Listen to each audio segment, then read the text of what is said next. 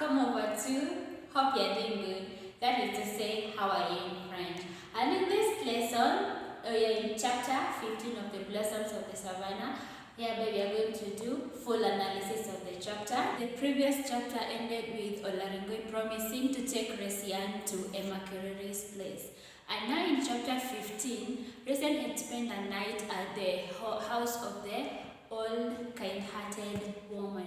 In the morning, she's woken up by the kind-hearted woman who prepares a sugarless porridge for her. You remember the previous day, Resian had missed both lunch and supper. Later on in the morning, Olaringwe with the pickup driver came with a pickup and greeted the two cheerfully. And he also asked Resian to get at the back of the pickup while he and his driver stayed in the front cabin. Before they could start their journey, the old kind-hearted woman gave Resian a lasso to cover her head and an old blanket to cover her body to protect herself from dust and cold. Of the journey, Resian is in high spirits because she had managed to escape her father and the Sudori. The journey is unbearable because of the hot weather, the rough terrain and dusty. But Resian is hopeful. Despite the harsh conditions, she's gonna meet Emakererei and that is going to change her life. Their destination at night was a small mud-plastered hut with tin roof which were rusty. Surprised to see Olaringwe get a key out of his pocket and opens the gate, and he shouts at her to get in. Later on in the chapter, Olaringwe attempted to rape Resian, but she struggled and bit his thumb. And during the process, Resian is hit so hard on her ribcage and on the side of her head, which made her to pass out. She's taken care of by Nabaru, who promises to help her escape. And now, let us go to the themes in the chapter. Theme number 1 is poverty. When Resian was at the old kind-hearted woman, she's prepared hot sugarless porridge, and that is one sign of poverty. And she's also given a lasso and an old blanket by the kind-hearted woman, which also shows that they are poor.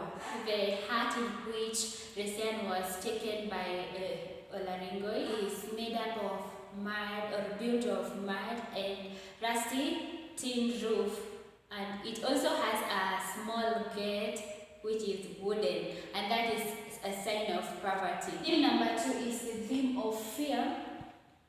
During their journey to Emakererei's place, when it got dark, Resian feared that a leopard might get out of the bush and jump into the car and drove her out.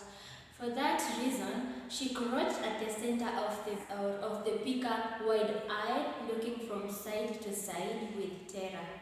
Still on fear, when Resian was left by Olaringwe in the mud hut, she trembled, she was scared and trembled with fear, and she imagined that there could be a dangerous animal lurking in the dark corner of that shack, which might come out and tear her into shreds. For that reason, any noise caused by the wind sent Resian jumping in despair.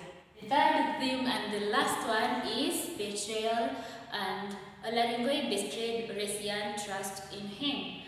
He had promised to take Resian to Emakererei's place, but he took her to his house. Olaringwe attempted to rape Resian, and he also wanted to marry her forcefully.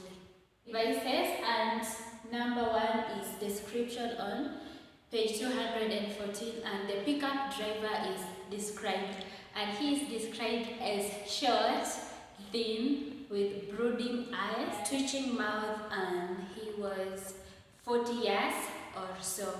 Number 2 is imagery, and imagery, these are the mental pictures we create in our brain if we read a work of literature. Resian describes Olaringwe's mother clearly to an extent that we see her picture in our mind. For instance, she described her as long legs, arms and shoulders, and her long flat breast hang down her thin ribs. And I'm sure you can see the picture of Olaninko's mother in your mind.